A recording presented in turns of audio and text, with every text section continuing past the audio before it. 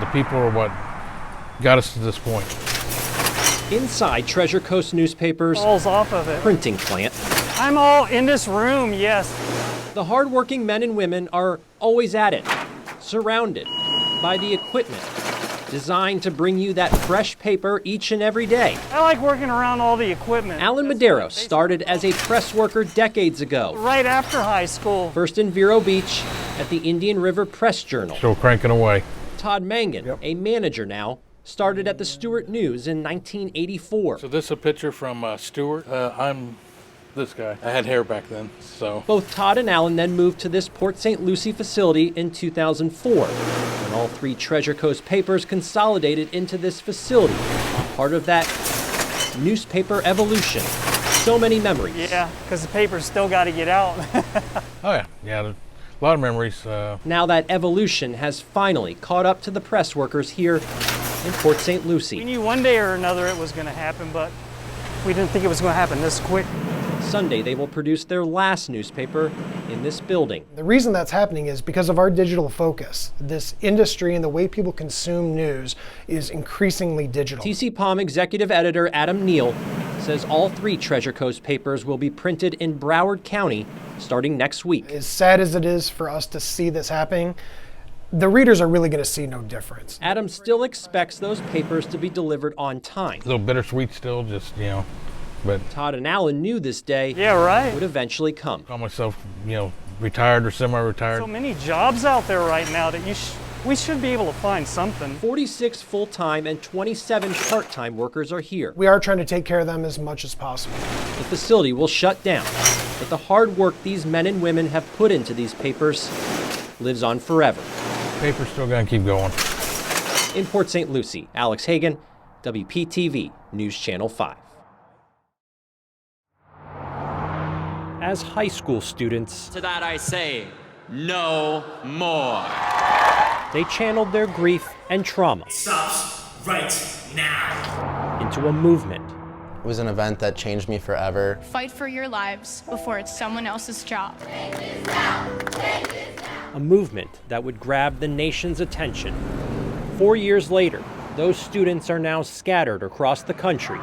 Many of them are right here at the University of Florida. Not the high school setting anymore. Getting older now. I love being here. I can't complain. Adam Buchwald is now a junior, majoring in business administration. Extremely busy. He enjoys his time with his fraternity brothers. My picture on the composites right here. Just trying to be great place for me to thrive. A normal college kid. Again, I'm 20 years old, going to be a senior next year. I just want to move on with my life. I want to, be with my friends, my family, and try not to think about this event. But every time February 14th approaches, correct, he can't help but think back to his high school days. It's definitely an event that I'll remember forever. I tell a lot of people, I was there, my brother was in the building, he had experienced everything. It was just a complete massacre. It definitely hurts deep down inside my heart. Say for Adam and I, we're both grieving, both really upset about what happened. And immediately after the shooting at his school, he and his best friend Zach created their own movement called Parents Promise to Kids. Put children's safety over guns. Asking families to sign a contract pledging to vote for politicians who support stricter gun laws. We've had over thousands of signed signatures. The two spoke about their movement with me often over the years. It's crazy. I'm just so young and it's been such a long time. Adam was one of many vocal Stoneman Douglas students demanding action. Their voices brought change, particularly in Florida back in 2018. And just the fact that, gun violence prevention is a top issue for folks, that's something to be so proud of, because that's something that we did. Serena Rodriguez is a national coordinator at March for Our Lives, a movement organized by former Parkland students. She says 2018 was a first step, but gun violence continues to be an alarming issue. We are in a gun violence crisis. And there's momentum 100% because young people especially, we know what's at stake. So I think Zach and I made a huge push with gun safety. I think there's a lot more that can be put and brought to the table in order to save more lives due to guns. Adam is constantly hearing of gun violence across the country. Every time I see an article, an event, whether it's a shooting or, you know, children dying, adults dying, it hurts me. This issue will never be solved. While Adam tries to live his normal life, Very tough class here at University of Florida. February 14th is that unfortunate reminder every year for him and so many of his fellow classmates that more work needs to be done. I'm always looking to make change, and that's just who I am as a person. On the corner of the Southdale Shopping Center in West Palm, you'll find Tony Pirano. What's the phone number? And Annette Candiano. Okay, Hills, yes. Working hard. I think I spend more time here than I do at the house. The dynamic duo holding down the fort. Do as best as we can every day. That is Danny's shoe repair.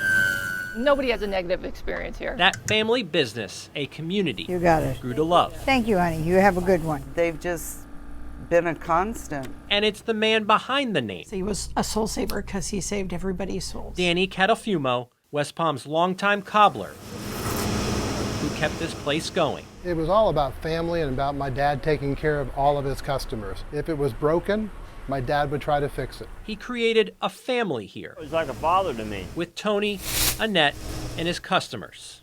A family now heartbroken. Yep. With the loss of a legend. We've all lost someone great.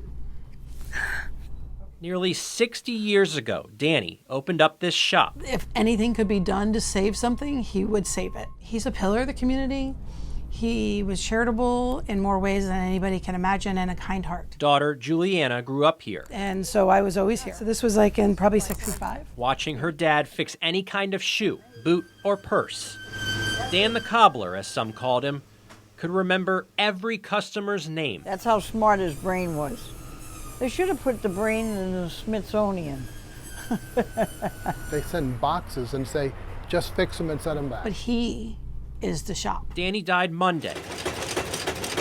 And the future of his repair shop Oh, you got another one. is now uncertain. This shop, unfortunately, will die with him. I mean, he'd wanted it to be passed on. We're going to either sell or close.